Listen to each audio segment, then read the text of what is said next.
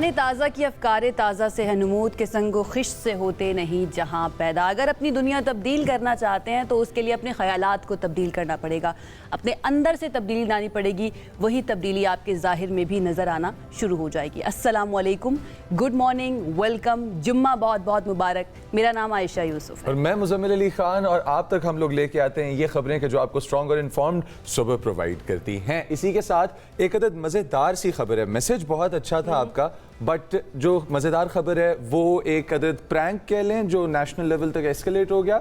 हमारे हमसाया मुल्क भारत के अंदर एक अदद छोटी सी एक्टिविटी जो महंगी पड़ गई ऐसे लोगों को कि जिन्होंने जेन जी को टेक ऑन करने का सोचा हेड ऑन, उन्होंने इनको कॉकरोच कहा। अच्छा, एक अदद जज ने, एक अदद जज नहीं, वो चीफ जस्टिस ऑफ इंडिया है, चीफ जस्टिस ऑफ इंडिया, उनकी तरफ से कहा गया कि ये कॉकरोचेस हैं, पैरासाइट्स हैं, क्योंकि इनके पास एम्प्लॉयमेंट नहीं है। अभी जैसी कॉकरोच का लफ्ज मेरे सामने आया ना, मुझे काफका का कॉकरोच नजर आ गया कि वो कॉकरोच था क्योंकि उसके पास नौकरी थी।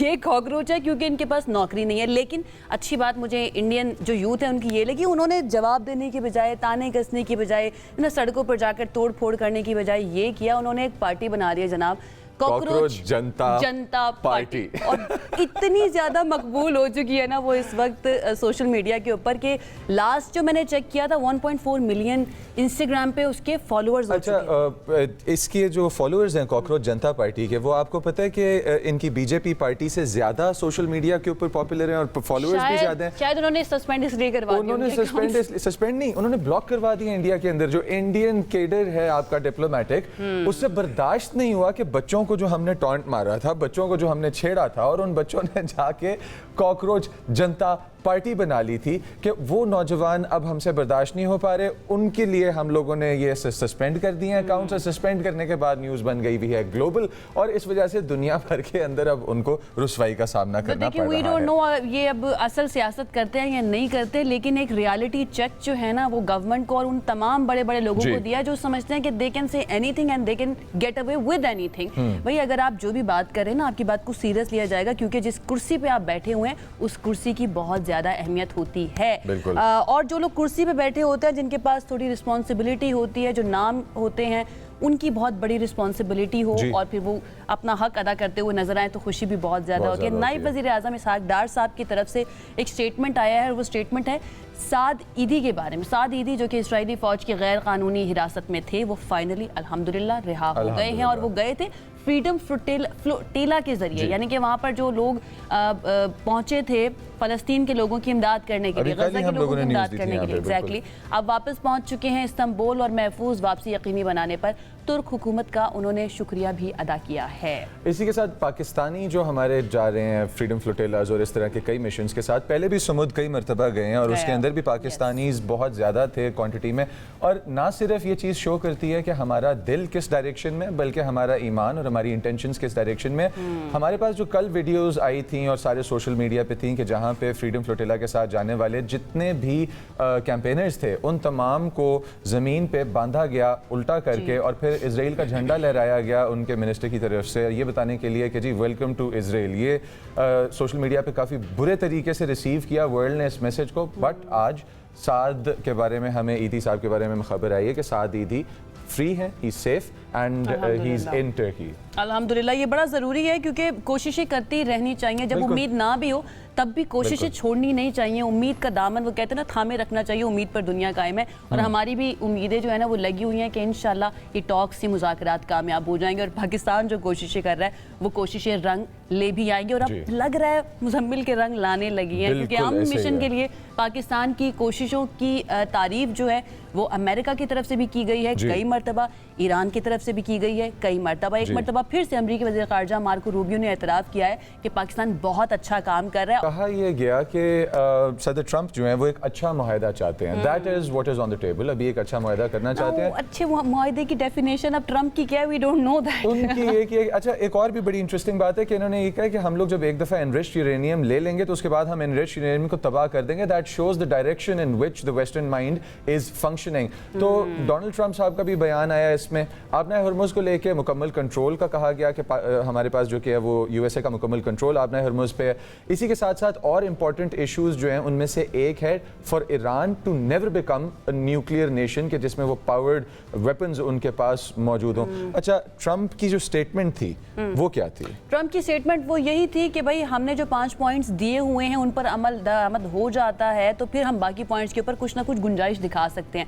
ईरान की तरफ से जो कहा गया ये आपको बता देते हैं कि अमेरिका के भेजे गए पैगाम ने किसी हद तक इख्तलाफात कम किए हैं। ये अब उम्मीद अफजा खबर है, लेकिन इन इख्तलाफात को मजीद कम करने के लिए वाशिंगटन की जानिब से जंग की धमकियों का खात्मा ज़रूरी है, ये भी ईरान कह रहा है। अमरीकी तजावीज़ पर ईरानी खबर एजेंसी की रिपोर्ट के मुताबिक तर्जुमान ईरानी वजारत खारजा इस्माइल बकाई ने कहा कि संजीदगी और नेक नीयती मगर ठोस मंतकी और शुकूक व शुबहात के साथ मुज़ाकरात का रास्ता अपना रहे हैं। शुकूक व शुबहात के बगैर मेरे ख्याल से उन्होंने अच्छा, अमेरिकन केडर से एक बयान जो बार बार आ रहा है वो ये है कि एक ही चीज़ है जिसको हम ओवर द टॉप रिपीट करते चले जा रहे हैं। जो चीज़ मार्को रूबियो कह रहे हैं वही चीज़ सदर डोनाल्ड ट्रंप कह रहे हैं और वही चीज़ उनकी बाकी कैबिनेट कह रही है। शुकूक व शुबहात तो जी तब पैदा होते हैं ना आयशा, कि जब आप एक दफ़ा कहते हैं कि हम अटैक कर देंगे, हम फ्रीडम का मिशन स्टार्ट कर देंगे, दूसरी दफ़ा उसको रिट्रैक्ट कर लेते हैं, चाइना जाके आप कोई और बात करते हैं। शायद इसीलिए ईरान की तरफ से कहा जा रहा है कि हम डाउट्स के साथ एक्सेप्ट कर रहे हैं लेकिन हम आगे की तरफ बढ़ते रहना चाहते हैं। अब ये आगे बढ़ने की रफ्तार कितनी होगी, जबकि अमेरिका की तरफ से जो खबरें आ रही हैं कि जो वोटिंग होने वाली थी ट्रंप की वॉर पावर को कम करने के लिए वो एकदम से रोक दी गई जुमेरात के रोज रिपब्लिकन्स की तरफ से। और एक और खबर आई कि ईरान अपनी जो मिलिट्री पावर्स है ना बहुत जल्दी से वापस गेन कर रहा है। CNN ये रिपोर्ट कर रहा था। ऐसी सिचुएशन के अंदर हमें किस तरफ देखना चाहिए, हमारी नज़रें जो है ना वो कौन सी बारीकियों पर होनी चाहिए जिससे हमें उम्मीद मिले। हमारे साथ इस वक्त मौजूद हैं साबिक सफ़ीर हैं अली सरवर नकवी साहब, जो कि एग्जीक्यूटिव डायरेक्टर भी हैं centre for international strategic studies के। उनकी तरफ चलते हैं, बहुत ज़रूरी है उनका एनालिसिस इस सारी सिचुएशन के ऊपर आना। नकवी साहब, thank you so much sir हमें ज्वाइन करने के लिए।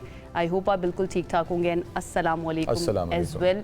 करंट सिचुएशन पर आपका एनालिसिस सबसे पहले। जी सर, करंट सिचुएशन के बारे में आपका एनालिसिस जो है उस पर थोड़ा सा डिलिब्रेट कीजिएगा। साथ ये जो पॉइंट है कि हम किसी पेशरफ की तरफ जा रहे हैं, हमारे पास एक अच्छा अगर हमें पेश किया गया लिस्ट ऑफ कॉन्ट्रैक्ट्स अगर हमें अच्छा पेश किया गया तो उन पे हम साइन करेंगे, अदरवाइज नहीं। और फिर उसके बाद बात बार बार मुड़ के यूरेनियम पे आ जाती है। ये चीज़ क्या स्टॉल करवा रही है टॉक्स को? बिकॉज एक तरफ हमें नज़र आता है कि अटैक्स कहे जाते हैं कि शुरू हो जाएंगे और फिर दूसरी तरफ नहीं होते। इस वक्त हम कहाँ पे खड़े हैं? जो ऑसिलेटिंग पेंडुलम है ये इस वक्त किस तरफ है? देखिए, मैं पहले जरा बैकग्राउंड बता दूं ताकि सबको याद आ जाए क्या हुआ था। पाकिस्तान के काविशों की वजह से जो जंगबंदी हुई थी 7 अप्रैल को, वो पाकिस्तान के कहने पे दोनों ममालिक के सरबराह ईरान के और अमेरिका के आमादा हो गए, बावजूद इसके कि बमबारी हो रही थी और मिसाइल्स चल रहे थे और ईरान ने तेहरान की तबाही, इस्फहान की तबाही, मशहद, किरमान, सारे शहरों पे बमबारी हो रही थी और इजराइल पे ईरान की मिसाइल्स चल रहे थे। इजराइल लेबनान पे हमले कर रहा। इस दरमियान में पाकिस्तान की कोशिशों के बाद जंगबंदी हो गई। फिर दूसरे मरहले पे जब जंगबंदी की मियाद खत्म हो रही थी और सदर ट्रंप ने अल्टीमेटम दे दिया था। हाँ, नहीं, दूसरी बात पहले मैं ये बता दूं कि वो दोनों फरीक को बुलाकर इस्लामाबाद में हमने बिठाया। 11-12 अप्रैल को उनके दरमियान मुज़ाकरात हुए। तीसरे, जब 21 अप्रैल को ये जंगबंदी की मियाद खत्म हो रही थी, सदर ट्रंप ने अल्टीमेटम दिया था कि 2 घंटे के बाद वो फिर से बमबारी शुरू करेंगे। उसमें भी पाकिस्तान ने, उन्होंने फिर कहा कि पाकिस्तान के कहने पे हमने जंगबंदी की तौसीक की है।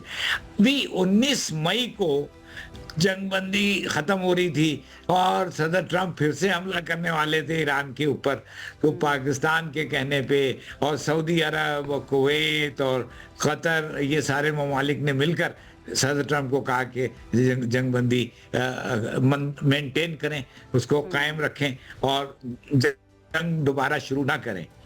तो मैं समझता हूँ इस बैकग्राउंड के तहत लगता यह है कि ये जो कोशिशें हो रही हैं ये कारामद होंगी पाकिस्तान ने एक बहुत अहम कलीदी रोल अदा किया है और पाकिस्तान इस वक्त भी इसमें काफी डीपली इन्वॉल्व है। मोहसिन नकवी साहब जो हैं वो तेहरान का दौरा कर रहे हैं और बाकी फरीक से हमारी गुफ्तगू हो रही है। अमेरिकन रूबियो ने कहा है कि पाकिस्तान बहुत अहम रोल अदा कर रहा है।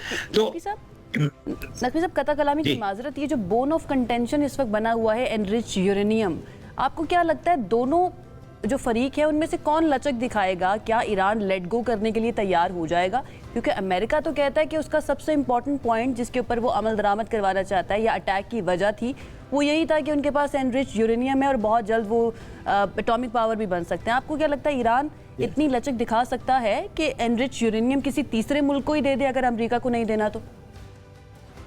जी, ये बहुत अच्छा सवाल है। असल जो रूट कॉज जिसको कहते हैं ना, वो यूरेनियम ईरान के जौहरी प्रोग्राम है और Iran nuclear programme.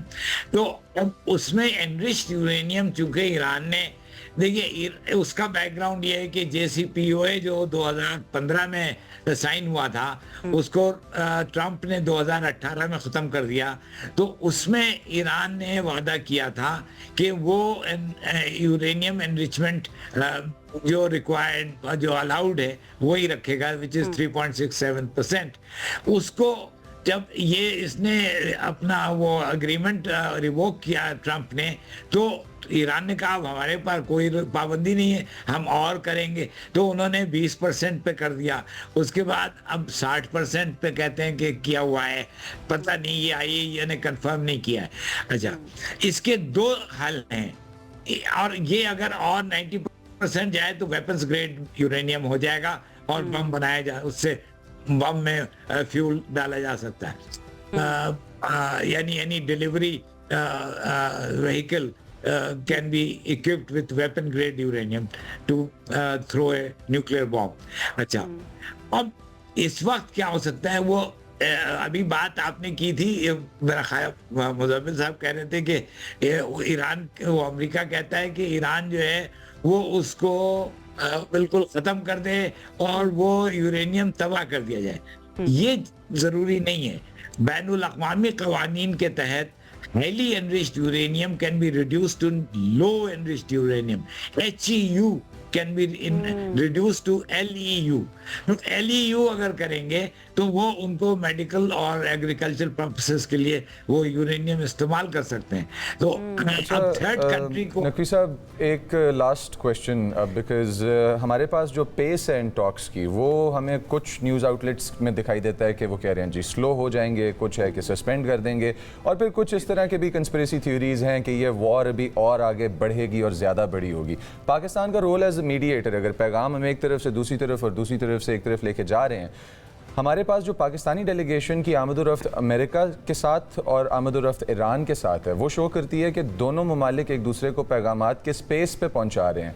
Are we close to the end of this conflict? Because जिस स्पेस पे मोहसिन नकवी साहब और पाकिस्तानी वफ्द जो है वो अटेंड कर रहे हैं मीटिंग्स ईरान में और अमेरिका में, वो तो काफ़ी तेज़ पेस नज़र आती है हमें। मैं आपने जो कहा कि are we close to an end, तो मैं कहूँगा कि I hope so, Pakistan hopes सो।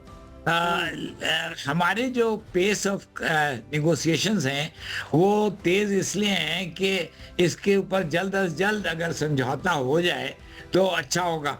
और हम अमेरिका को ईरान के प्रपोजल्स हमने कन्वे किए हैं, फिर अमेरिका के जवाब हमने ईरान को पहुंचाए हैं, और दोबारा ईरान ने कुछ और अपने मिनिमम डिमांड्स पुट अप किए हैं।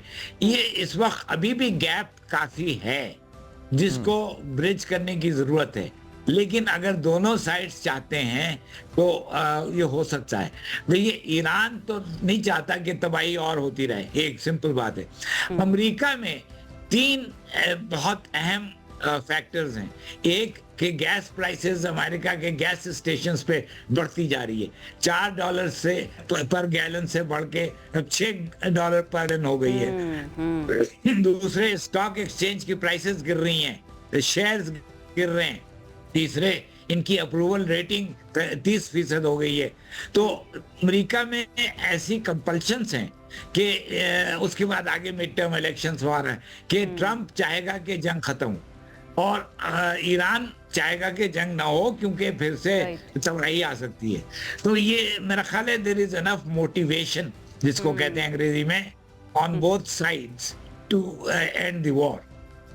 उर्दू में हम ये कह सकते हैं अब ये सिर्फ और सिर्फ अनाओं की जंग कुछ हद तक रह चुकी है। लेकिन बहुत शुक्रिया नकवी साहब हमें ज्वाइन करने के लिए, बहुत इंपॉर्टेंट एनालिसिस दिया है सरवर नकवी साहब ने अपना, और उनका एनालिसिस इसलिए भी वेटेज रखता है बिकॉज उन्होंने अपनी एक ज़िंदगी गुजारी है इस फील्ड के अंदर। तो जनाब इस दुआ के साथ कि मुज़ाकरात कामयाब हों, क्योंकि इससे आपकी, हमारी, मुज़म्मिल साहब की ज़िंदगी भी मुतासर हो रही है, महंगाई की शरह इस हद तक बढ़ चुकी है। एक ब्रेक की तरफ जाते हैं, स्टे विद अस।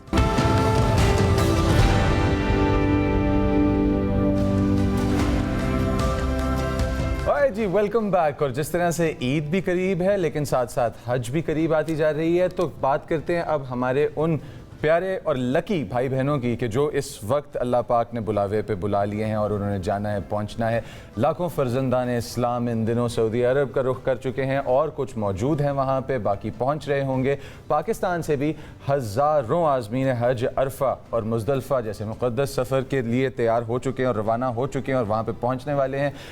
और शदीद गर्मी उधर करेगी उनका वेलकम। अब इस शदीद गर्मी के अंदर तवील पैदल सफ़र भी शामिल कर दें और अगर और हार्डशिप्स ऐड कर दें तो ये खासा एक मुश्किल, लेकिन एट द सेम टाइम इस चैलेंज के बगैर रूह की वो सफाई और रूह का वो सफ़र मुमकिन नहीं है इन मुश्किलात के बगैर, कि जो आपका फ़र्ज़ है ज़िंदगी में एक मरतबा एटलीस्ट अदा करना। अब इनका शौक़ अल्लाह सुब्हानहू व तआला के घर को जाके देखने का और इनकी रूह के अंदर वो ईमान और वो जज्बा किस तरह से इनको वहाँ तक लेके जाता है, और वहाँ पे पहुँचने के बाद हमारी गवर्नमेंट ने और गवर्नमेंट ऑफ सऊदी अरेबिया ने क्या इंतज़ामात किए हुए हैं हुज्जाज कराम को उधर अकोमोडेट करने के और इस सफ़र के दौरान उनके लिए आसानियाँ पैदा करने के। हम करेंगे इस चीज़ के बारे में बात। जब सफ़र इश्क होना तो उसके अंदर मुश्किलात इतना तंग नहीं करती हैं, लेकिन जब माहौल इस तरह का हो या जदीद दुनिया हो तो उसमें ज़रूरी हो जाता है कि इंतज़ामात का ख्याल रखना भी बहुत ज़्यादा ज़रूरी है। हमारे साथ इस वक्त मौजूद हैं अब्दुल वाहद सुमरो साहब, जो कि DG पाकिस्तान हज मिशन है जद्दा में, सऊदी अरब से हमें ज्वाइन कर रहे हैं। उनकी तरफ चलते हैं, उनसे जानते हैं कि इस मरतबा क्या इंतज़ामात किए गए हैं पाकिस्तानी हुज्जाज कराम के लिए। बहुत शुक्रिया सुमरो साहब हमें ज्वाइन करने के लिए। अस्सलाम वालेकुम। मुक़द्दस ज़मीन से आप हमारे साथ मुखातिब हैं, यही जानकर हमारा दिल करता है कि हम बार बार सलाम भेजते रहें। कैसे इंतज़ामात हैं? माजी में हमने अक्सर देखा है कि शिकायतें करते हैं हुज्जाज कराम, वापस आने के बाद उनका ख्याल नहीं रखा गया, इंतज़ामात अच्छे नहीं थे, अमवात भी हो जाती हैं, ये भी हम जानते हैं, इस तरह की भी खबरें आ रही होती हैं। इस मरतबा क्या मुख्तलिफ किया गया है पिछले सालों की निस्बत? जी अस्सलाम वालेकुम। जी सबसे पहली बात तो ये कि अगर हम वैसे पाकिस्तान की बात करें तो पाकिस्तान से 179,210 पिलग्रिम्स आते हैं हज पे, जिसमें 60,000 प्राइवेट सेक्टर के तहत आएंगे इस साल और 1,19,000 तकरीबन सरकारी हज के तहत आएंगे। जब 1,80,000 इंसान कहीं मौजूद हों और वहाँ पे तकरीबन 17 लाख और इंसान भी मौजूद हों, तो ऐसे माहौल में अगर कोई शिकायत ना हो तो फिर वो एक रियलिस्टिक सिनारियो नहीं लगता। हर इंसान की अपनी ज़रूरतें होती हैं, पसंद नापसंद होती हैं, एक्सपेक्टेशंस होती हैं, तो एक तरह से ये हज एक्सपेक्टेशन मैनेजमेंट की भी एक्सरसाइज होती है। अब इसमें ये है कि शिकायतें हर साल होती हैं, लेकिन स्टैटिस्टिकली अगर देखा जाए तो शिकायतों की परसेंटेज जो है वो 1% से भी कम है। शिकायतें होती हैं बिल्कुल, जैसे हमने कहा कि यहाँ पे जो बिल्डिंग्स होती हैं मिसाल के तौर पे वो यूनिफॉर्म नहीं होती है, मुख्तलिफ साइज़ की, मुख्तलिफ कैटेगरीज की, मुख्तलिफ डिस्टेंसेस पे बिल्डिंग्स होती हैं। कहीं छोटे मोटे इश्यूज़ इंफ्रास्ट्रक्चर के ज़रूर आते हैं, कहीं ट्रांसपोर्ट के इश्यूज़ आते हैं, लेकिन अल्हम्दुलिल्लाह ओवरऑल अगर हम अपनी बिल्डिंग की इन्वेंट्री कहें 278 बिल्डिंग्स हैं हमारे पास पाकिस्तानी हुज्जाज को अकोमोडेट करने के लिए। इस वक्त मक्का में तकरीबन 1,17,000 हुज्जाज पहुंच चुके हैं, तकरीबन 1,500 हुज्जाज बाकी रहते हैं। तो वैसे तो सफ़र डे 1 से आखिर तक एयर कंडीशन होता है, जहाज से लेके, बसों से लेके, होटल्स, हाउसिंग, इवन पाकिस्तान हज मिशन ने, मिनिस्ट्री ऑफ रिलीजियस अफेयर्स ने पिछले साल से मिना में जो हमारी फैसिलिटीज़ जो पहले एयर कूलर और खैमों पे मुश्तमिल थी, वो भी अब जिप्सम बोर्ड, एयर कंडीशन और सोफा बेड पे मुंतकिल कर दी हैं। तो जो मुश्किल आएगी हुज्जाज कराम साहिबान को, वो ज़्यादातर अगर आएगी तो वो 10वीं ज़िलहज्जा की सुबह जब वो मुज़दलिफ़ा से वापस अपने खैमों में आएंगे, उस वक्त पैदल चलने में होती है, क्योंकि तकरीबन 20 लाख का हजूम एक ही साथ मूव कर रहा होता है। जी इस वक्त जो लोग देख रहे हैं और जो अभी जाना भी चाहते हैं, उनके लिए बताइएगा, एयरपोर्ट से जो फैसिलिटी शुरू होगी उनके लिए और उनको उनकी मंजिल मकसूद तक पहुंचाने तक कौन सी जर्नी से गुजारा जाएगा, क्या क्या रास्ते में पेश आएगा, ताकि उनके लिए आसानी हो, थोड़ा सा फेमिलियर हो जाएंगे तो वहाँ पर जाकर इतना मसला नहीं होगा। जी, सबसे पहले तो पाकिस्तान से जो फ्लाइट टेक ऑफ करती है, हमारे हुज्जाज या मदीना में लैंड करते हैं या मक्का में लैंड करते हैं या जद्दा में लैंड करते हैं। ये एक रिक्वायरमेंट होती है सऊदी अरेबिया की कि तकरीबन 50% हमारी ट्रैफिक मदीना बेस्ड हो और 50% जद्दा बेस्ड हो, और जब वो रवानगी होगी उनकी तो वो फिर अपोजिट सिटी से निकल जाएंगे, यानी जद्दा में लैंड करने वाले बाद हज मदीना जाएंगे और वहाँ से टेक ऑफ होगा।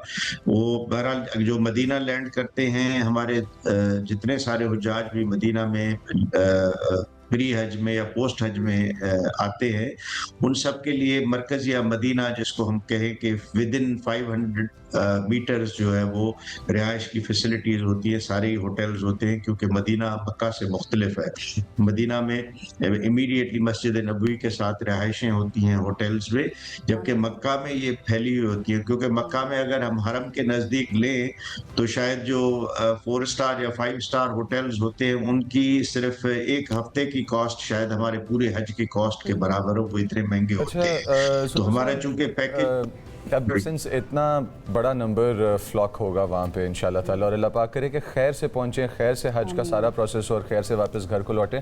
कोई गाइडिंग सिस्टम्स, कोई गाइड्स का या आपके हेल्पलाइंस हो गए, इस तरह की चीज़ें जो इस्टेब्लिश की जाएं कि जिनसे एक मोमेंट पे अगर हेल्प की ज़रूरत है तो कॉल कर ली, हेल्प मिल गई, कुछ इस तरह की चीज़ें हैं वहाँ पे?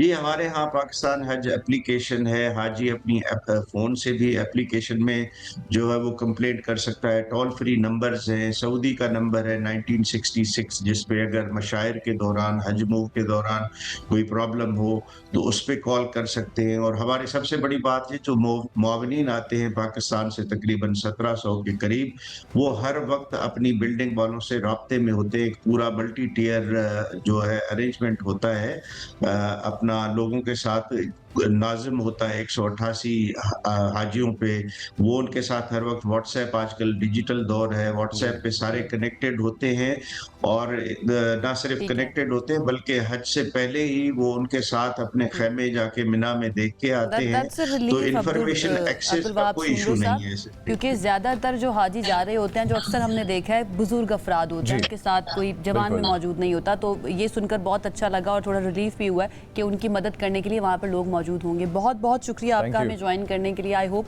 सब कुछ अच्छे से हो जाए, और कोई मुसाफिर जो इस वक्त अपने खालिक से मिलने के लिए, उसके घर जाने के लिए बैठा हुआ है और हमें देख रहा है, तो हमें भी अपनी दुआ में जरूर याद रखिएगा। एक ब्रेक की तरफ जाते हैं, स्टे विद अस।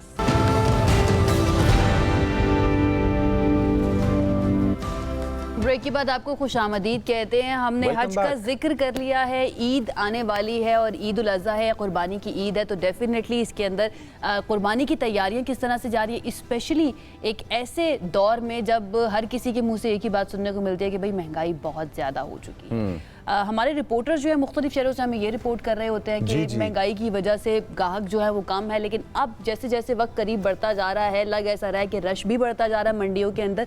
लेकिन सवाल ये बन जाता है कि भाई अगर आप जा रहे हैं मंडी में बकरा खरीदने के लिए, बैल खरीदने के लिए, कुर्बानी का जानवर खरीदने के लिए, तो क्या आपको पता है कि किस तरह का जानवर होना चाहिए, उसकी कौन कौन सी खसूसियात हैं, उसके दांत को चेक करना है आपने, उसके पैर, उसकी बॉडी को पूरा चेक करना है। बहुत सारी चीज़ें होती हैं, मैं इसके अंदर एक्सपर्ट नहीं हूँ, मुजम्मिल साहब का कुछ एक्सपीरियंस है तो प्लीज़ आप बताइए, फिर हमारे पास एक्चुअल एक्सपर्ट भी मौजूद अच्छा है। व्यूअर्स, ईद जो कुर्बानी की है ये बहुत बड़ा बिजनेस ओकेजन भी होता है। अगर आप इकोनॉमिक एस्पेक्ट में इसको अगर देखें तो ये बहुत ज़्यादा ट्रांजैक्शंस होती हैं और बिलियंस का कारोबार होता है पूरे मुल्क पे, बल्कि पूरी दुनिया पे इस ईद पे जो क्या है वो बिलियंस का कारोबार होता है। लेकिन at the same time market में जो आपको प्राइस हाइक्स नज़र आ रहे होते हैं उनमें से कुछ वाकई महंगाई की वजह से होते हैं। ट्रैवल कॉस्ट बढ़ गई हैं, फ्यूल प्राइसेस बढ़ गई हैं, एक शहर से दूसरे शहर जानवर लेके आना है उसमें इजाफा हो गया, उस प्राइस में इजाफा हो गया।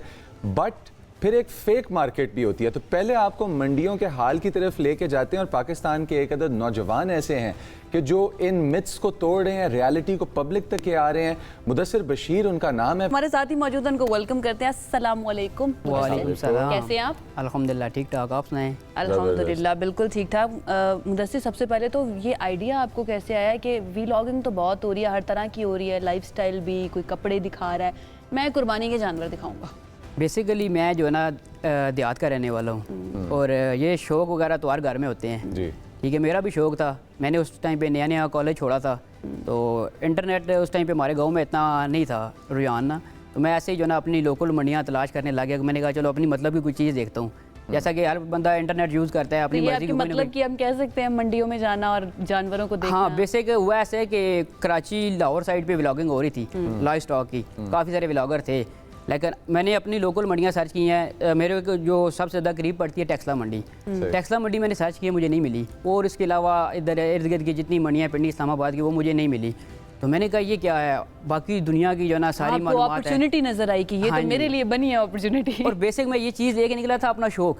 मैंने कहा मैं जाऊंगा, मैं खुद इसको जो है ना यूट्यूब के प्लेटफॉर्म पे लेके आऊँगा। अच्छा आयशा, कितनी मजे की बात है कि दिल से जो काम किया जाए, Oh, yes. जिसके पीछे वजह बिल्कुल, जो है वो बिल्कुल, पैसा मुनाफा या इस तरह की चीज नहीं बल्कि शौक हो आपका, तो वो फील होता है, वो रेजोनेट करता है, लोग उससे अट्रैक्ट होते हैं और अटैच होते हैं। अट्रैक्ट होने से और अटैच होने से अगर हम बात करें तो अटैचमेंट कुर्बानी से तो हम सबको है ही है, ऐसा ही है। लेकिन at the same time Mudassir हमारे पास वसाइल बड़े लिमिटेड से होते हैं। एक आदमी है, उसने बच्चों की फ़ीस भी देनी है, उसने तमाम अपने घर के भी फ़राइज़ हैं जो निभाने हैं, फिर एट द सेम टाइम ये एक हमारा दीनी एस्पेक्ट भी है कि हमने कुर्बानी का एक जानवर भी बिल्कुल लेके ऐसा आना ही है। है। व्यूअर्स, जब हम अभी सेगमेंट स्टार्ट करने से पहले बात कर रहे थे तो मुदस्सिर भाई ने एक इंटरेस्टिंग बात बताई कि महंगाई की शरह बढ़ ज़रूर गई है, लेकिन मंडियों के बारे में इनका एक डिफरेंट ओपिनियन है जो हमें देखने को यूजुअली नहीं मिलता। मैं खुद भी मंडी गया जानवर खरीदने के लिए और मुझे भी जानवर बहुत महंगे लगे। मुदस्सिर भाई ज़रा बताएं, ये महंगाई और ईद कहाँ है, वाकई है या नहीं है? महंगाई ओवरऑल अगर देखा जाए मुल्की हालात को तो महंगाई बढ़ रही है दिन ब दिन, लेकिन लाइफ स्टॉक की जो फील्ड है ना इस साल जो है ना वो इतनी ज़्यादा जो है ना ऊपर नहीं गई। उसकी वजह ये है कि आपको पता है ये अफगानिस्तान और ईरान के जो है ना बॉर्डर बंद हैं, क्योंकि माल जब एक्सपोर्ट होता है ना तो पाकिस्तान में माल कम रह जाता है, खरीदार ज़्यादा होते हैं, तो ऑटोमेटिक मार्केट ऊपर चली जाती है। तो लास्ट ईयर माल ज़्यादा हो गया था, परचेज़ नहीं हुआ, उस जो है ना पिछले साल का भी माल बचा हुआ है, तो बॉर्डर भी बंद है, माल ज़्यादा है। अब हर बंदे की कोशिश है कि जितना हो सके मुनासिब करके दे दें। तो ये 6-6 लाख 8-8 लाख के वो बकरे तो के- मांगने की है ना, ज़्यादातर इसमें एक और भी ये फैक्ट है ना कि फेक मार्केट भी है। अच्छा, हाँ जी, क्या ये क्या कॉन्सेप्ट है फेक मार्केट का? हाँ। अभी असल में देखा जाए ना तो उसमें बहुत सारी गहराई है, वो अगर डिस्कस करें तो काफ़ी लंबा जो ना सेगमेंट हो आप जाएगा। मुख्तसर करके बता मुख्तसर करके बता दूँ ना, सोशल मीडिया का जो ना थोड़ा सा जो ना मिस यूज़ करके ना आवाम को जो ना जो चीज़ होती है 5 लाख की वो दिखा रहे होते हैं 15 लाख रुपए की। अब एक जो बंदा शहरी है जिसको पता नहीं है जानवर की खुराक क्या है, कैसे पलता है, उसने अगर देखा है कि 15 लाख है तो कम से कम 5 लाख मुझे डिस्काउंट मिल रहा है, मैं 10 में ले लूँ, एक्चुअल तो कीमत उसकी 5 लाख है। सही। मतलब आपकी नफ्सियात से भी खेल रहे होते हैं, नफ्सियात से भी खेलते हैं। वेरी इंटरेस्टिंग भाई, मुझे अच्छा लगा कि इतना दिमाग चल रहा होता है सबका। हाँ अच्छा जी। मुझे ये बताइए, जब आप वीलॉग बनाने के लिए जाते हैं आपका प्रोसेस क्या होता है? जाकर आप पहले जानवर को देखते हैं या उसके व्यापारी को देखते हैं, उसकी नफ्सियात को देखते हैं कि ये ज़्यादा पैसे मांग रहा है, कम मांग रहा है, क्या होता है? वो आपकी मुस्कुराहट बता रही है कि आप एनालाइज करते हैं पहले सिचुएशन को? असल में ऐसा है ना कि मार्केट में मैं जाता हूँ ना तो तकरीबन से मंडी में जाने से पहले 2 साल मैंने इस पे वर्क किया है। मैंने जानवरों की नस्लें पढ़ी हैं, नस्लों के बारे में समझाऊँ, हत्ता कि इस चीज़ का मैं बता सकता हूँ कि अपनी इधर लोकल मार्केट्स में व्यापारियों को मंडी में जो है ना नस्लों का तारुफ करवाने वाला मैं ही था। उनको नस्लों का पता नहीं था, जो मुंह में आते थे अगर आपने नस्ल पूछी जो उनके मुंह में वो बता देंगे ये नस्ल है। तो मैंने उसके बारे में पहले 2 साल पढ़ा है। जैसे सेब खरीदने जाओ, जो पूछो हाँ जी, जो पूछो वो बता देंगे। हाँ जी। तो मैंने तो 2 साल इस पे जो है ना पूरा रिसर्च किया है, नस्लें मैंने उसकी जो है ना जो भी थी उनकी पहचान की है। फिर वैसे भी मैं जो बंदा शौकीन हो वो उस चीज़ में महारत रखता है। हमारे जो व्यूअर्स हैं उनकी हेल्प करें ना कि किस तरह बकरा एक हो तो वो कैसा होना चाहिए, क्या क्या चीज़ें देखें, बैल अगर हो तो क्या क्या चीज़ें देखें, प्लीज़। कुर्बानी के वाले से कुर्बानी के वाले से सबसे पहले तो है कि खूबसूरती प्रेफर करें, वजन बाद में देखें, पहले खूबसूरती। ठीक है, जो चीज़ आपके दिल पे जाके लगे। फिर उसके बाद दांत देखने चाहिए, इसमें भी कई मरतबा होते हैं प्लास्टिक के भी दांत लगा जाते हैं। चेक कैसे करें उसके, हिला के चेक करें, पकड़ हाँ के जी, कैसे वो चेक करें? दांत जब आप खोलेंगे तो जो एक नेचुरल चीज़ है वो तो बिल्कुल नज़र आ जाती है। ठीक है, और दांत अगर टूटे हो तब भी नहीं लेना, क्योंकि कई मरतबा होता है कि दांत खुद भी तोड़े जाते हैं। दांत अगर उसके गिरे हैं तो दोबारा निकलने भी चाहिए। अच्छा मुदस्सिर, ये बताएं कि अब आपने कहा फेक मार्केट भी होती है, अपनी मर्जी से रेट मांग लिया कि आधे पे तो बिक जाएगा, असल रेट वही होता है, बल्कि असल रेट से भी ज़्यादा होता है। ठीक है, 2 लाख का जानवर 10 का कोट कर दिया। साथ ये बताते चलें कि एक अच्छा बकरा जो 35 किलो 30-35 किलो का एक अच्छा बकरा एक फैमिली अगर कुर्बान करना चाहती है, या इसी वज़न के नीचे का कोई दुम्बा या लेला अगर कोई हो, तो वो कितने में मिल जाना चाहिए? और फेक रेट जो है वो कहाँ से शुरू होता है? फेक रेट जो है ना, अभी 30-35 किलो का बकरा है ना, उसको कहेंगे ये इसने ये कुछ खाया अपनी तरफ से ना, बहुत सारी वो बना के मन गढ़ंत बातें। तो हो सकता है कि वो 30-35 किलो वाले बकरे का 2 लाख भी मांग लें। अच्छा, लेकिन ये है कि वो फिर डिपेंड करेगा आपकी महारत पे। अगर आपको पता है कि इसका मार्केट रेट क्या है, पहले आप सबसे जो है ना जानवर जब लेने जाओगे ना, आपको आइडिया होना चाहिए इसमें गोश्त कितना है। आप पहले उसको गोश्त के पैसे लगाओ, ठीक है, फिर उसके अगर खूबसूरती है 5-10 हज़ार बंदा खूबसूरती के दे देता है। बेसिकली लेने का तरीका ये है। ये बहुत अच्छी बात है। अब 5-8 हज़ार जो है ना खूबसूरती के दे देते हैं। मैंने यही पूछने लगी थी कि कीमत का तयन कैसे होता है, यानी कि वजन के हिसाब से होता है, खूबसूरती के हिसाब से होता है, या कोई और खुसूसियात? असल में जो पहला जो है ना लेने का आपको पता होना चाहिए वेट। वेट अगर आपको नहीं पता ना, तो हो सकता है 30 किलो वाला बकरा आपको 2 लाख में मिलेगा। तो वो आम अब हम नॉर्मल मार्केट के हिसाब से जाएं तो मेरे ख्याल से कोई 6,000 रुपये किलो के हिसाब से में पड़ेगा। तो वैसे मार्केट में गोश्त का रेट है तकरीबन 3,000 रुपये किलो, जो अच्छा गोश्त मिल रहा है, मटन। ठीक है, तो कुर्बानी का चलो अगर 3,000 रुपये किलो है तो आप 4 ले लो, लेकिन 6 भी तो वो ज्यादा है ना। एग्जैक्टली। वो उसके लिए 30 किलो का अगर एक बकरा है, हाँ जी, उसकी एक मुनासिब कीमत कितनी होनी चाहिए? तकरीबन मेरे ख्याल से 1 लाख 1,20,000 के हिसाब से 30 वाला। और 30 अगर किलो 20 किलो का है तो उसकी कितनी? तकरीबन 70-75 हज़ार। 70-75 हज़ार। अच्छा, 10 किलो का तो मैं पूछूंगी नहीं, हाँ 40 का कर लेते हैं। 10 की तो मुर्गी भी मेरे ख्याल से 2-3 बन जाएंगी। अब 40 का अगर है कोई बकरा तो वैसे तो वो बहुत ही ज्यादा मेरे ख्याल से हो जाएगा। आप एक्सपर्ट हैं, आप बताइए। अगर कोई है तो ये तो 40 किलो का मीट वेट की मैं बात कर रहा हूँ। ठीक है, ये जो मैं बात कर रहा हूँ ना, क्योंकि कुछ हो सकता है हमने हमारे देखने वाले कह रहे हो कि लाइव वेट में तो 30 किलो का बकरा छोटा सा होता है। मैं मीट वेट की बात कर रहा हूँ। मीट वेट की बात कर रहे हैं। वो भी एक तजर्बे की बात है ना, हर बंदे को समझ नहीं आती, हर बंदा लाइव वेट जो है ना करता है। मैं भी वैसे यही समझी थी, इसलिए मैंने कहा कंफर्म कर लूं आपके साथ। मुदस्सिर, आप जितने अरसे से जो कि ये काम कर रहे हैं और जितने अरसे से आप ये अपना शौक जो है उसको फुलफिल कर रहे हैं, आपने क्या देखा है कि मंडी की तरफ ग्राहकों का जो रुझान होता है और जो कीमतें होती हैं जानवरों की मंडी के अंदर, हाँ जी, ये शुरू के दिनों में तेज़ होती हैं, आखिर में गिरती हैं, कैसा चलता है सिस्टम? ज़रा इसके बारे में अपना एक्सपीरियंस शेयर करें। असल में ये डिपेंड करता है कस्टमर पे। इस साल मार्केट क्रैश करने की वजह, क्योंकि अभी तक जो हालात नज़र आ रहे हैं मार्केट क्रैश करेगी, क्योंकि अभी रह गई ईद को 4 दिन। जी ठीक है, अभी तक खरीदार निकला नहीं है। मार्केट क्रैश करेगी मतलब नीचे आएंगी, नीचे आएगी, मार्केट नीचे आएगी। ओके, और इंतजार करना चाहिए। आप और मैं ईद के दूसरे तीसरे दिन करें फिर? आई डोंट माइंड, कुर्बानी अल्लाह ताला के लिए है ना। लेकिन मैं हर बंदे को एक चीज़ बोलूँगा कि वेट नहीं करना। ठीक है, अगर मार्केट क्रैश करती भी है ना तो आपको जो ना अपनी मर्जी का जानवर नहीं मिलेगा। सही। अब बंदे की पसंद होती है कि मुझे इस टाइप का जानवर मिलना चाहिए, तो वो अगर आप जिस बंदे के पास टाइम है वो विजिट करें, ट्राई अगेन। क्योंकि एक तो ये हमारा जो है ना सुन्नत अमल है, सवाब का काम है, जितना इसके लिए आप तबो दो करेंगे वो सवाब भी है साथ। हाँ जी। ठीक है, कोशिश करें। तो हम जब एंड पे जाते हैं ना, भीड़ डालते हैं, तो फिर मार्केट ऊपर चली जाती है, क्योंकि फिर एक जानवर है उसका हो सकता है कि 3 बंदों को पसंद आया हो, हर बंदे की अपनी ऑफर होगी, वो फिर बोली पे चला जाता है काम, वो जानवर ऑटोमेटिक ऊपर चला जाता है। एक सवाल बताएं, आपने इतनी मंडियां विजिट की हैं, वहाँ पे व्लॉग्स बनाए, कौन सी मंडी में आपको सबसे ज़्यादा स्कैम नजर आया कि यहाँ के व्यापारी जो ना जो बोलेगा गलत कीमत ही बोलेगा? बहुत ज़बरदस्त सवाल है। इसके साथ पार्ट बी भी ऐड कर दें, और कौन सी मंडी है जिसमें सबसे खूबसूरत जानवर नजर आए? अभी जो ईद के हवाले से अगर बात की जाए ना, सबसे अच्छा माल जो है ना, जो रावलपिंडी इस्लामाबाद की मंडियाँ लगती है, एक I-12 और बाटा चौक, इसमें सबसे खूबसूरत माल आता है, जो कि रावलपिंडी इस्लामाबाद वालों की पसंद होती है। उसमें मुख्तलिफ नस्लें हैं, कुछ राजनपुरी है, मक्खी चीने हैं, इस हिसाब के ना। ये आपने क्यों कहा इस्लामाबाद रावलपिंडी वालों की पसंद होती है? आप असल में डिफरेंशिएट कर रहे हैं एस्थेटिक्स एस्थेटिक जमालियात का असल में जब गाहक जाता है ना मंडी में, हम देख रहे होते हैं कौन सी चीज़ लाइक कर रहा है, हम उस हिसाब से फिर जो है ना देखते हैं उसको कि वो फिर जाते हैं। जो भी पिंडी इस्लामाबाद का कस्टमर जाएगा वो पहले या तो मक्खी चीना सेलेक्ट करेगा या राजनपुरी। बेसिकली पिंडी वाले जो शौकीन है ना वो सफ़ेद चमड़ी के शौकीन है। ये कैटेगरीज कैसे बनाई? लाहौर वाले किस चीज़ के शौकीन है? अच्छी बात बोलिएगा प्लीज, देख लें देख लें मेरे भाई अच्छी वो बात ज़रा साहिवाल टाइप चीज़ें पसंद करते हैं, ये लाल कलर के ज़रा वो मोटे ताज़े। लेकिन पिंडी वाले कहते हैं बस सफ़ेद जानवर हो। अच्छा होना बेसिकली उसमें ज़्यादा जो है ना रुझान है फतेह जंगी जानवर का। ठीक है। ठीक है, फतेह जंग के इलाके का। वो ज़रा स्कैम के बारे में नहीं बताया आपने, कौन सी मंडी में सबसे ज्यादा स्कैम होते हैं? असल में देखा जाए ना हर मंडी में होता है। ये हम किसी मंडी को मुख्तास नहीं कर सकते कि इस मंडी में जो है ना स्कैम होता है, हर मंडी में होता है। ठीक है। हर मंडी में अगर बंदे आते हैं ना तो अच्छे भी होते हैं बुरे भी होते हैं।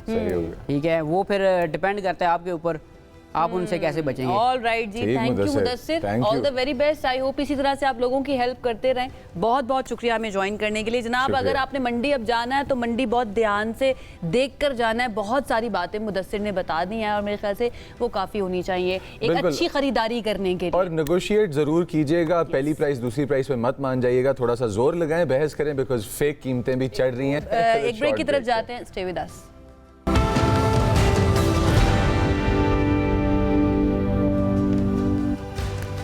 जी ब्रेक के बाद आपको खुश आमदीद कहते हैं। फुटबॉल फीवर जो है वो शायकीन के सर चढ़कर बोल रहा है। उसका रीज़न बहुत ही ख़ास है और वो बहुत ही आम भी हम कह सकते हैं, क्योंकि फीफा फुटबॉल वर्ल्ड कप जो है वो होने वाला है। अमेरिका, कनाडा एंड मैक्सिको मिलकर मेज़बानी करने वाले हैं फीफा वर्ल्ड कप 2026 की, जो अब चंद ही हफ्तों की दूरी पर रह गया। और दुनिया भर में जितने भी फुटबॉल फीवर में मुब्तला शायकीन हैं जो पसंद करते हैं इस खेल को, जिसमें पाकिस्तानी भी बहुत ज़्यादा शामिल हैं, वो बहुत ही ज़्यादा एक्साइटेड हो चुके हैं। इसमें 48 कौमी टीमें जो हैं वो शिरकत करेंगी, जो किसी भी साबिका वर्ल्ड कप से सबसे ज़्यादा है। सबसे ज़्यादा होगा। और फीफा वर्ल्ड कप अमेरिका के लिए बहुत इंपॉर्टेंट है, और ये इसलिए इंपॉर्टेंट है क्योंकि अमेरिका में डेकेड ऑफ स्पोर्ट्स का आगाज़ किया जा रहा है। अब रवां साल होगा ये कि हमारे पास ये एक दफ़ा इस वर्ल्ड कप की तरफ जाएगी बात, और फिर उसके बाद 2034 तक अमेरिका के अंदर कम से कम 10 बड़े बैनुल अक़वामी खेलों का मुकाबलों का आगाज़ हो जाएगा, जिसके अंदर पैरालंपिक्स भी शामिल है, और जिनमें कई ऐसे बड़े स्पोर्ट्स इवेंट्स हैं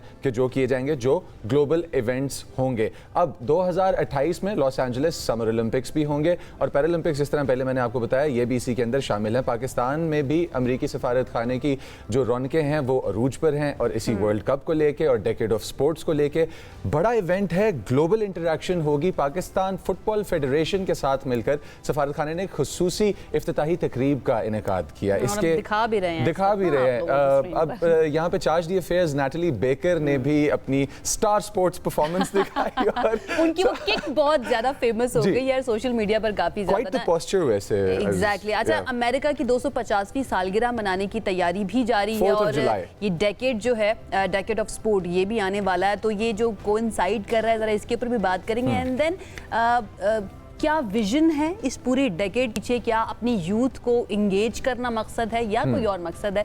क्योंकि पाकिस्तान भी एक स्पोर्ट्स लविंग कंट्री है, और हमें बहुत खुशी होती है जब दुनिया के अंदर नजर आता है कि इस तरह की प्रोडक्टिव एक्टिविटीज हो रही होती हैं। हमारे साथ ये सब कुछ डिस्कस करने के लिए मौजूद हैं हाइडी स्मिथ, जो कि डायरेक्टर ऑफ पब्लिक इंगेजमेंट है यहाँ पाकिस्तान में और इस्लामाबाद के अंदर। राइट नाउ हमारे साथ हमारे स्टूडियोज के अंदर मौजूद, उनको वेलकम करेंगे। Good morning Heidi. Good morning. Thank you so much for having me here today. Thank you so much for joining us. How are you and how is it going so far in Pakistan? It's been 1 year. We know that. Yes, I've been here for a year and I feel so lucky. I've gotten to meet so many Pakistanis. I'm the director of public engagement at the U.S. Embassy, so I get to work a lot on our education and exchange programs, and I also work on our sports diplomacy, which is why I'm here today. But one thing that I've been so impressed by is just meeting with all of the young people in Pakistan. They're so energetic and they're so innovative. So it's really been a pleasure to be here for the past year. Keeping football at the center of our discussion, how have you is there interaction between the footballers of our side in the world over here and the footballers in the rest of the world? Because football is popular, but we lack the resource. Have you met any footballers from Pakistan? Well, you know, we had an event on Tuesday. I think you were showing some of the footage where this Chargé d'Affaires, Natalie Baker, was meeting with the Pakistan Football Federation. We've been in very close contact with them for our launch event for the 2026 FIFA World Cup, and we've been working a lot with the Pakistan Football Federation. So they're a wonderful partner. I've gotten to meet some of the players through them. And football is sort of big here. We're big on cricket, and in our universities, and you know, there is crowd that is definitely into FIFA. All the way from PlayStation 1 when it all began, right? So FIFA Street, there's FIFA whatnot. Talking of the 4th of July that's coming up in the 250th celebration of the United States of America, football, the celebrations, 4th of July, what is it all going to look like in the United States of America? What can people expect? Because there are going to be throngs of people who are dual nationals flying over there to celebrate. Well, we're excited to welcome them. The FIFA World Cup actually starts on June 11th and it runs through July 19th. And as you know, the United States' anniversary is July 4th. The July 4th, 250th Freedom 250 celebration will be right in the middle of that. So I'm really excited for all the people that are going to come and visit the United States during this time. They'll get to take part in a lot of different anniversary events that'll include music, sports, culture. There's 11 cities in the United States that are hosting some of the World Cup matches. There are 16 total. Three cities in Mexico are hosting and 2 in Canada. But in the United States, they'll get to take part in some of our 4th of July activities. So I'm really excited for that. All right, so America is prepared to host all of the people and the fans and the guests and everyone who's going to make their way there. Any advice for people who would be traveling to the United States of America? Because let's be open, viewers. Whenever a country is hosting you and whenever a country is providing you with the opportunity to enjoy your lives, we need to take care of their environment. We need to take care of their views and opinions. And when we go there, we need to take care of the people who are hosting us. So advice for Pakistanis and the global community, because this channel is being watched worldwide. Well, for me, I think it's such an exciting event because people will get to go. And not only will they get to experience the United States, but you're going to experience so many cultures. Fans are flying in from all over the world. This is the biggest sporting event that's ever happened. There's going to be 48 countries that are participating. So that's incredibly exciting. There'll be 104 matches total. At the events, you're going to see people from all over the world. All over the world. And I think just the celebration of color and the visuals and then just the genuine energy of the events is going to be something to behold. The United States is always excited to host international guests because we get to learn more about your culture and your history. So I think it'll be an exciting time to really share why people came to the United States to participate in the event, but then also to learn more about Pakistan. Take us inside the mind of the United States of America and the decade of sport that is going to be celebrated. How was it planned? What are the motivations and what are the end goals? Well, I think that's a great question. We're very interested in sports diplomacy. I know, as you had mentioned in your intro, that 2028 Los Angeles is going to be hosting the Olympics. So you understood some of our intro. That was in Urdu. Okay. Well, I'm picking up a little. I wish my Urdu were better, but you know, since I have been here almost a year, little by little, I'm learning a little bit. So it is very special for us when people come from all over the world and get to experience the United States. I think sports is such a great connector because you can get behind a team, you can, cheer them on. You also have to experience the agony of loss when your team maybe doesn't do as well as you wanted. But the other thing that's interesting about it is that people really get behind the players. For me, what's always been interesting in sports is that you get to learn a little bit more about where some of the players came from and why it's so special for them to participate in events. And that's why I think hosting international events for the United States is so special as we celebrate our 250th anniversary. Heidi, being a Pakistani, asking question to an American, you being the person who's working in sports diplomacy, where do you see this collaboration going between Pakistan and America, especially in football? And you call it soccer, I guess? We do call it soccer. Although I've started to call it football more, so now I have to remember that it's soccer in the U.S. There's a very special connection to the World Cup this year because all the footballs are going to be manufactured right here here in Pakistan. And we're so proud of it, actually. That's a really pretty looking ball also. It's a beautiful ball, isn't it? So we were excited on the launch event that we did on Tuesday. We got to see the balls up close and we had created a giant ball. as you saw. So that was very exciting. But the fact that all of the balls that are going to be used in all of the matches are created right here in Pakistan, for me, is such a special, special thing. And I hope the people of Pakistan are so proud of that. You're bringing all your craftsmanship and traditions to the world. We are so proud of it. And we also hope and pray that this works out really, really well. Really well, and this prosperous. conflict ends before it starts. Exactly, exactly. Anything you want to say about that? Any comment? No. That I will refer to my other colleagues. So I'm an expert on football and soccer. So That's great. Thank you, Heidi. Thank you so much, Heidi. and all the Thank very you so best. much. Lovely having you on the thank show. you so much for having us here, and I'm just so excited for all the fans to experience it. So it's going to be a great event. हम लोग भी बहुत excited हैं. Thank you so much once again. एक break की तरफ जाते हैं. ब्रेक से अभी वापस आ रहे हैं. खेलों की दुनिया के अंदर मगन होना, हमारे नौजवानों का थकना, ब्रूजेस लगवाना बहुत ज़्यादा ज़रूरी है उनकी बेहतर ब्रेन डेवलपमेंट के लिए. एक ब्रेक की तरफ जाते हैं. Stay with us.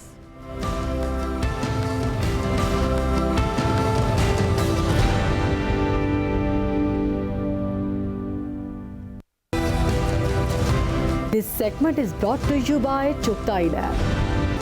ब्रेक के बाद खुशामदीद. सेहत से आगे है, जिसमें हम आपकी सेहत Welcome की back. बात करते हैं, क्योंकि सेहत सिर्फ बीमारी के इलाज का नाम नहीं है, बल्कि एक बेहतर, महफूज और कामयाब ज़िंदगी की बुनियाद तस्वुर किया जाता है. जब हम दुआ मांगते हैं तो उसके अंदर ये दुआ लाजमी मांगनी चाहिए कि अल्लाह ताला हमें एक अच्छी सेहत से भी नवाजे, क्योंकि इससे बेहतर दुआ नहीं हो सकती है. हमें शुरू से, बचपन से सिखाया जाता है. दुनिया भर की अगर बात करें तो मुख्तलिफ तरह के हेल्थ केयर सिस्टम्स हमें नज़र आते हैं, और हेल्थ केयर के अंदर तब्दीली जो है ना वो भी बहुत तेज़ी के साथ हो रही है. टेक्नोलॉजी की इंटीग्रेशन हो रही है, एहतियाती तदाबीर जो है ना वो चेंज होती जा रही हैं, बर वक्त तशखीस के ऊपर बहुत ज़्यादा काम हो रहा है. इसके साथ साथ जदीद मेडिकल सिस्टम्स इंसानी ज़िंदगी को बेहतर बनाने में अहम किरदार अदा करें. एंड पाकिस्तान किसी से पीछे नहीं है. पाकिस्तान किसी से पीछे नहीं है, और हमारी हेल्थ के प्रॉब्लम्स भी किसी से पीछे नहीं है. साउथ एशियन रीजन को अगर देखा जाए तो diabetes, blood pressure, uric acid और इस तरह के कई और मसाइल जो आपकी हार्ट की आर्टरी से, बी एट एथरोस्क्लेरोसिस, आर्टीरियोस्क्लेरोसिस, या अगर आप लिवर के प्रॉब्लम्स में चले जाएं तो वहाँ भी.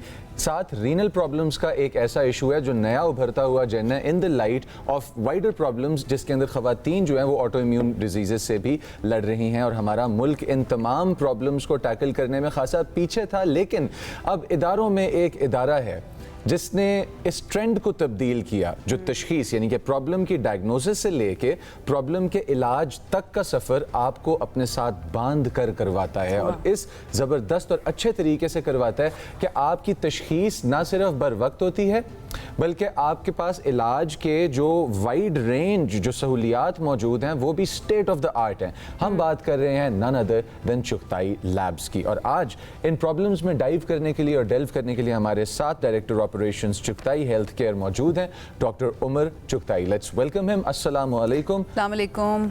सर, ये जो इश्यूज़ हैं हेल्थ केयर के और हेल्थ के इन प्रॉब्लम्स तक ना पहुंच पाने के या लेट डायग्नोसिस के, हम लोग किस स्टेज पे खड़े हैं अगर हम दुनिया की टेक्नोलॉजी और दुनिया की approach towards health sciences and health problems की बात करें, और फिर हम पाकिस्तान को इसी अकाउंट में देखें? First of all thank you so much, आपने मुझे इनवाइट किया. वेलकम. बहुत अच्छा प्लेटफॉर्म है अवेयरनेस फैलाने के लिए, लोगों को बताने के लिए, आगाह करने के लिए कि क्या क्या फैसिलिटीज़ अवेलेबल हैं. बट फैसिलिटीज़ जितनी मर्ज़ी अच्छी हों, उससे ज़्यादा ज़रूरी है कि उनको अवेल किया जाए, उनको यूटिलाइज़ किया जाए और बर वक्त अवेल किया जाए. प्राइवेट सेक्टर में भी, गवर्नमेंट सेक्टर के अंदर भी पाकिस्तान में ओवर द लास्ट 20-25 ईयर्स बहुत ज़्यादा तब्दीली आई है. मैं तो ये कहूँगा कि अगर पहले गैप हमारा बाकी दुनिया से बहुत सालों का था, अब उस तरह से नहीं है. बहुत सारी डायग्नोस्टिक मोडालिटीज़ जो दुनिया में अवेलेबल हैं, वही टेक्नोलॉजी, उसी क्वालिटी की टेक्नोलॉजी है पाकिस्तान में अवेलेबल है. अब प्रॉब्लम है अवेयरनेस की और यूटिलाइजेशन की. वेदर वो गवर्नमेंट सेक्टर में हो या प्राइवेट सेक्टर में हो, जो हम चीज़ देखते हैं वो यही है कि प्रिवेंशन से ज़्यादा मैनेजमेंट के ऊपर फोकस है. हमारे पेशेंट्स हमारे पास तब आते हैं जब प्रॉब्लम एक हद से आगे बढ़ चुकी होती है. अगर उसी प्रॉब्लम को टाइम पे अर्ली डायग्नोज कर लिया जाए तो उसके मैनेजमेंट ऑप्शंस कहीं ज़्यादा होते हैं और आउटकम्स बहुत बेहतर हो सकती हैं. अच्छा डॉक्टर उमर, हमें काफ़ी अरसा हो चुका है इस कोलैबोरेशन को चुगताई के साथ, हमारे इस शो की, हम न्यूज़ की जो चल रही है. एक चीज़ जो हमने ऑब्ज़र्व किया है कि चुगताई लैब का ये मिशन बन चुका है कि अर्ली डायग्नोसिस जो है ना उसके ऊपर बहुत ज़्यादा फोकस किया जाए और लोगों के अंदर ये अवेयरनेस आई जाए कि ये बड़ा ज़रूरी है कि अपनी स्क्रीनिंग हर 6 महीने बाद नहीं तो साल बाद एटलीस्ट करवा ली जाए. आपको ट्रेंड में तब्दीली नजर आई है ओवर द इयर्स? लोग ज्यादा अवेयर हुए हैं अपनी स्क्रीनिंग को लेकर या अभी भी हम वहीं पर खड़े हुए हैं? नहीं, obviously over the last 20 years बहुत इम्प्रूवमेंट आई है। देखिए उसके अंदर बहुत ज़्यादा मीडिया का भी है, वह इलेक्ट्रॉनिक मीडिया है या सोशल मीडिया है, लोगों में ज़्यादा अवेयरनेस है regarding health care, regarding the prevalence of illness. Problem यह है कि उसी तरह बीमारी भी फैलती चली जा रही है। कुछ रिसर्च के मुताबिक इस वक्त 1 in 3 Pakistani people are either diabetic या प्री डायबिटिक। तो डायबिटीज़ को कहते हैं मदर इलनेस। जिसको डायबिटीज़ हो जाए उसको इवेंचुअली बहुत सारी और बीमारियां भी हो जाती हैं। अभी आप किडनी डिजीज़ की बात कर रहे थे, हार्ट डिजीज़ की बात कर रहे थे, तो उनके अंदर भी जो सबसे इम्पॉर्टेंट रिस्क फैक्टर है वो ये है कि कितनी देर से आपको डायबिटीज़ है। जिसको शुगर का मर्ज़ हो जाए, वक्त के साथ साथ बाकी बीमारियां भी उसको इम्पैक्ट करती हैं। और इसी तरह हार्ट डिजीज़ बहुत कॉमन है हमारे मुल्क में। आपने देखा होगा कि अब बहुत ज़्यादा अनफॉर्चुनेटली ये सुनने को मिलता है कि यंग लोगों में भी हार्ट अटैक होता है जी। तो हमारे मुल्क में रिस्क फैक्टर्स भी हैं, कुछ जेनेटिक हैं, कुछ हमारे न्यूट्रिशन के फैक्टर्स हैं, इसलिए बहुत ज़रूरी है कि इन चीज़ों को टाइमली एड्रेस किया जाए। अच्छा डॉक्टर साहब, चुगताई जो मिशन है वो पाकिस्तान के हेल्थ केयर सेक्टर के अंदर कौन सा ऐसा प्रॉब्लम है जिसको टारगेट कर रहा है स्पेसिफिकली? देखिए, at our core we are a diagnostic platform. हमारा मकसद ये है कि डॉक्टर्स और पेशेंट्स को सपोर्ट किया जाए कि जो बीमारी है उसकी सही तरीके से निशानदही की जा सके, ताकि पेशेंट को और डॉक्टर को एग्जैक्टली पता हो कि वो किस प्रॉब्लम को डील कर रहे हैं। क्या वो ऑटोइम्यून है, क्या वो इन्फेक्शस है, क्या वो बिनाइन है, मैलिग्नेंट है, और अगर मैलिग्नेंट है खुदा न खास्ता तो किस किस्म की थेरेपी से इफ़ेक्टिव इलाज वक्त पे किया जा सकता है। तो हमारा डायग्नोस्टिक्स का जो मिशन है वो हमारा गाइडिंग लाइट है। उसी के अंदर पहले सिर्फ लैब होती थी, उसके बाद फिर रेडियोलॉजी इंट्रोड्यूस करवाई हमने, बहुत सारी जगहों पे वो सर्विसेज हैं। पर उसके साथ साथ जो एक और बहुत बड़ा वैक्यूम हमें नज़र आता है वो ये है कि किसी को कोई हेल्थ केयर प्रॉब्लम होती है तो दे डोंट नो कि वो स्टार्ट कहाँ से करें, what should be the first step. इसीलिए over the last few years हमने वॉक इन क्लिनिक्स स्टार्ट किए हैं और टेली मेडिसिन सर्विस शुरू की है। And these clinics are staffed by general practitioners जो किसी एक चीज़ के स्पेशलिस्ट नहीं है। वो आपको एक जनरल असेसमेंट करते हैं और फिर आपको गाइड करते हैं कि आपको किस किस्म के स्पेशलिस्ट के पास जाने की ज़रूरत है। और हमें बहुत सारी चीज़ें और भी चुगताई के बारे में पता चली हैं, जिसमें रीच का एक डिपार्टमेंट है वो भी बहुत अच्छा काम कर रहा है। अच्छा डॉक्टर साहब, जब हम कोई भी चीज़ शुरू करते हैं, इनिशिएटिव लेते हैं, तो एक गोल हमारी नज़र के अंदर होता है कि उधर तक पहुंचना है, उसके बाद हम समझेंगे कि हाँ हम कामयाब हो गए हैं। हेल्थ केयर की जब बात आती है, चुगताई हेल्थ केयर की ख़ास तौर पर, आपको लगता है कि उस गोल तक पहुंच गए हैं या अभी पहुंचना है? वो कौन सा स्टैंडर्ड है जहां पर जाकर ये समझा जाएगा कि हाँ एटलीस्ट अब हम दुनिया के बराबर काम कर रहे हैं? आपने बहुत अच्छा सवाल किया और मुझे बहुत खुशी कि आपने ये सवाल किया, क्योंकि डॉक्टर चुगताई जो हमारे फाउंडर हैं उनकी लाइफ फिलॉसफी ये है कि ज़िंदगी में गोल्स नहीं होने चाहिए, माइलस्टोन्स होने चाहिए। जब आप एक माइलस्टोन को पास कर लेते हैं तो उसके आगे और माइलस्टोन्स होते हैं। तो और यही फिलॉसफी हमारे पूरे इदारे की है। हम हर साल, हमारा मुकाबला हमारे अपने साथ है कि हमने हर साल हर दिन पिछले गुजरे हुए दिन से बेहतर परफॉर्म करना है, अपने पेशेंट्स को बेहतर सर्व करना है, बेहतर क्वालिटी देनी है, बेहतर स्टैंडर्ड देना है, बेहतर टाइमलाइंस बेहतर देनी है। तो यही मुसलसल डॉक्टर उमर, मैं एक चीज़ ऐड करना चाहूँगी यहाँ पर। हमारे उस्ताद हैं अहमद जावेद साहब, वो कहते हैं कि मंजिल जुज़ है, सफ़र कुल है। सफ़र जो है ना वही सब कुछ है, मंजिल उसका सिर्फ एक पार्ट है। तो बहुत अच्छी बात आपने की है। अगला माइलस्टोन चले मैं आपसे पूछ लेती हूँ, वो क्या है हेल्थ केयर का चुगताई की? एक नहीं है, बहुत सारे हैं। जिस तरह अभी आपने रीच डिपार्टमेंट की बात की है, डिपार्टमेंट हमने चंद महीने पहले लॉन्च किया है। हम पिछले 25-30 साल से रिसर्च प्रोजेक्ट्स कर रहे हैं, फार्मास्यूटिकल इंडस्ट्री के साथ भी, इंडिविजुअल रिसर्चर्स के साथ भी, एकेडमिक भी। लेकिन उसको थोड़ा सा स्ट्रीमलाइन करने की ज़रूरत थी, एक पॉइंट ऑफ कांटेक्ट बनाने की ज़रूरत थी, क्योंकि हमारे डिपार्टमेंट्स काफ़ी सारे हैं और हर तरह के रिसर्च प्रोजेक्ट्स की अपॉर्चुनिटी होती है। तो we wanted to create one single point of contact जहाँ पे वेदर वो कोई PhD स्कॉलर है या कोई फार्मास्यूटिकल कंपनी है या कोई इंटरनेशनल बायोटेक रिसर्च फर्म है, उन सारों को मालूम हो कि उन्होंने कहाँ से स्टार्ट करना है और फिर चुगताई हेल्थ केयर की तमाम रिसोर्सेज को अलाइन किया जा सके उन रिसर्च प्रोजेक्ट्स को एग्जीक्यूट करने के लिए। डॉक्टर साहब, I think that is the front. इसी के साथ साथ दैट इज़ द फ्रंट के जहाँ पे अभी टेक्नोलॉजी और हमारा हेल्थ केयर का इंटरसेक्शन खड़ा हुआ है। इससे आगे का जो फ्यूचर है कि जहाँ पे आर्टिफिशियल इंटेलिजेंस की इंटीग्रेशन होगी, जहाँ पे डाटा एक सेंट्रलाइज्ड पॉइंट से अवेलेबल हो सकता है, जिधर ये तमाम तर प्रॉब्लम्स जो आज को हमें नज़र आते हैं कि जीपीज़ के दरमियान में कोहेरेंस नहीं है, आपके किडनी के डॉक्टर को हार्ट के डॉक्टर के तशखीस के बारे में, मेडिसिन के बारे में नहीं पता, और लाइकवाइज आपके फिजिशियन को किसी दूसरे इशू के बारे में नहीं आइडिया। तो जब ये सेंट्रलाइज्ड डाटा पॉइंट क्रिएट कर दिया जाएगा, इसके बाद चुगताई किस तरह से हेल्थ केयर में रिफॉर्म्स लेके आएगा, ज़रा उस डायरेक्शन में जाते हैं। Let's step into the future of Pakistani health care with Chughtai. So I'm so happy you asked this question, but this future is partly the present already, because we have the data and हमारी responsibility ये है कि data की privacy को भी protect किया जाए और डेटा को अवेलेबल भी किया जाए फॉर द पेशेंट, एंड जिस पेशेंट पर आगे जिसको नॉमिनेट किया जाए उसके साथ वो डेटा शेयरेबल हो इन रिस्पॉन्सिबल फॉर्मेट, वेदर वो पेशेंट का ट्रीटिंग फिजिशियन है या पेशेंट के फैमिली मेम्बर्स हैं, वो पेशेंट की डिस्क्रेशन पे वो डेटा शेयर किया जा सके। So we have built AI into our app so that our patients can log into their account on our app and they can utilize AI right now to try and understand कि उनके results का क्या मतलब है और उनको आगे किस किस्म के डॉक्टर को दिखाने की ज़रूरत है, आगे मज़ीद क्या। अच्छा, ये वाहिद एक सेक्शन है लाइफ का जिसके बारे में ना मुझे डर नहीं लगता जब AI की इंटीग्रेशन की बात की जाती है। अदरवाइज सेफ फील होता है। बाकी जितने भी दुनिया के या ज़िंदगी के डिपार्टमेंट्स हैं ना, वहाँ पर मैं फ्रैंकनस्टाइन सिंड्रोम के अंदर ही मुब्तला रहती हूँ। Doctor Umar, thank you so much हमें ज्वाइन करने के लिए, एंड ऑल द बेस्ट। इसके साथ ही वक्त भी ख़त्म हो चुका है हमारे शो का। इंशाल्लाह आपसे मुलाकात करेंगे अब मंडे को। अपना जुम्मा बहुत अच्छा गुजारिए, हमें अपनी दुआ में याद रखिए और अपने वीकेंड के लिए अच्छा सा कुछ प्लान कीजिएगा ताकि एक अच्छी ब्रेक आपको मिल सके। अपना ख्याल रखिए। अल्लाह हाफिज़। This segment is brought to you by Chughtai Lab.